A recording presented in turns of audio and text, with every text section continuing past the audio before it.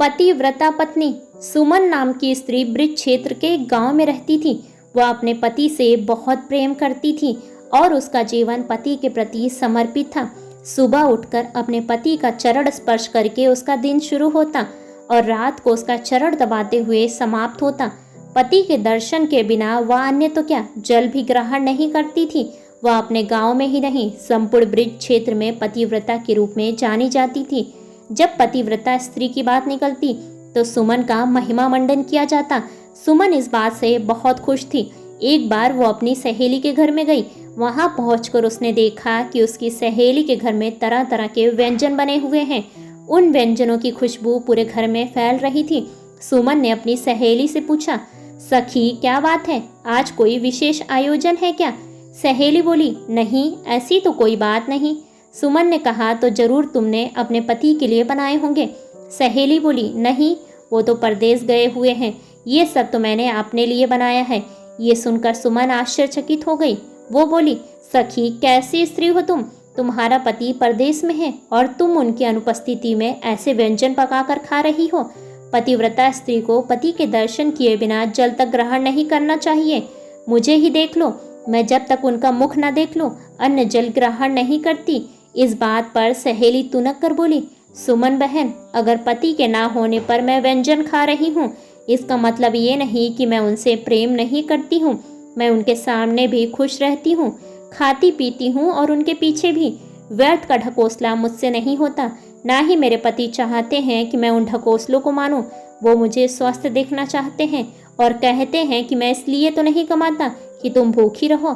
हम एक दूसरे से प्रेम करते हैं और उसे जताने के लिए हमें अन्न जल त्याग करने की आवश्यकता नहीं है। सहेली की बात सुनकर सुमन को बहुत बुरा लगा। वह प्रतिकार किए बिना रह नहीं सकी और बोली, तुम्हारे अनुसार जो भी सही हो वो करो, लेकिन मैं कहूँगी कि यह पतिव्रता धर्म नहीं है। शास्त्रों के अनुसार पतिव्रता स्त्री को पति का मुख देखे बिना, उसके खाए पिए बिना अन्न जल ग्रहण नहीं करना चाहिए।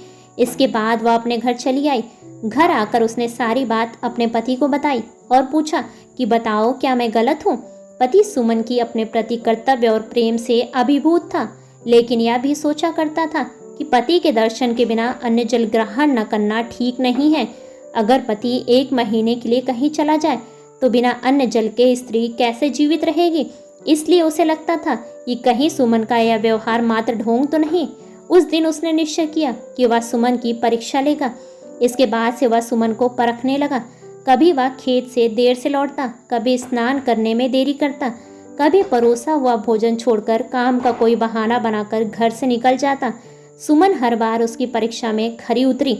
एक दिन पति ने सुमन से कहा, आज मेरा खीर खाने का बहुत मन है, तुम जल्दी से बना दो, मैं खेत से आता हूँ। ये कहकर वो घर से निकल गया। सुमन खीर बनाने में जुट गई। जब खीर बनकर तैयार हो गई तो उसकी खुशबू से सुमन के मुंह से लार टपकने लगी, मगर उसका पति घर पर नहीं था, इसलिए वह दरवाजे पर बैठकर उसकी प्रतीक्षा करने लगी। आधा दिन बीत जाने के बाद उसका पति आया तो उसने कहा, जाओ जल्दी से नहा लो, मैंने खीर कब से तैयार करके रखी है। पति सुमन की परीक्षा लेने को आतुर था। वह बोला, तनिक मैं अपने एक मित्र के घर से होकर आता हूँ, और वह घर से चला गया। सुमन का भूख से बुरा हाल था, मगर वह अपने पति को रोक भी नहीं सकती थी। वह फिर से उसकी प्रतीक्षा में बैठ गई। उसका पति शाम को वापस आया तो सुमन बोली, अब जल्दी से नहा लो, सुबह से खीर बनाकर रखी है, कब खाओगे? पति कुछ देर थका हारा होने का बहाना बनाकर आनाकानी करता रहा, लेकिन सुमन के बार बार जोर डालने पर वह बाल्टी और रस्सी लेकर कुएं पर नहाने चला गया।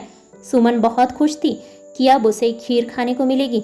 कुछ देर बाद उसे पति के पैरों की आहट सुनाई दी। उसका हृदय खीर खाने के बारे में सोचकर प्रफुल्लित हो गया, लेकिन तभी घर की देहरी पर उसके पति का पैर फिसला और वह गिर पड़ा। सुमन दौड़कर उसके पास गई और उसे उठाने का प्रयास करने लगी। उसका पति चारों खाने चित था, उसकी आंखें फैल चुकी थी। कुछ ही देर में सुमन को सब कुछ समझ में आ गया था कि अब उसका पति नहीं रहा। उसका हृदय द्रवित हो गया। वह दहाड़ मारकर रोना चाहती थी। तभी उसे खीर का ध्यान आया, जिसे खाने के लिए वह सुबह से प्रतीक्षा कर रही थी। उसने सोचा, पति तो जीवित नहीं है, रोने धोने से भी जीवित नहीं हो पाएगा। पड़ोसी जुट जाएंगे, फिर खीर खाने का मौका भी नहीं मिलेगा। इसलिए ऐसा करती हूँ, पहले खीर खा लेती हूँ, फिर रोना धोना शुरू करूंगी। यह विचार आते ही वह जल्दी से रसोई घर में गई और खीर उड़ाने लगी। उसका पति वास्तव में मरा नहीं था, बल्कि उसकी परीक्षा ले रहा था। वह चुपके चुपके सुमन को देखता रहा। मन भरकर खाने के बाद सुमन हाथ मुंह धोकर लंबा सा घूंघट ओढ़कर पति के पास गई और उसे सीने से लगाकर दहाड़ मारकर रोने लगी। उसका पति कुछ देर तक उसका नाटक देखता रहा और फिर वह बोल उठा। उसे जिंदा देखकर सुमन हक्की बक्की रह गई। उसे सब समझ में आ गया था कि उसका पति जीवित है और मरने का नाटक कर रहा था। उसके बाद उसने शर्म से सिर झुका लिया और सोचने लगी, क्यों मैंने अपनी जीवा पर नियंत्रण नहीं रखा। लेकिन अब उसके पति धर्म की पोल खुल चुकी थी। उस दिन के बाद से उसने कभी अपने पतिव्रता होने का ढोल नहीं पीटा। ऐसे ही बेहतरीन कहानियों को सुनने के लिए वीडियो को लाइक और चैनल को सब्सक्राइब करें और अपने विचार कमेंट्स बॉक्स में कमेंट्स करके हमें ज़रूर बताएं। धन्यवाद।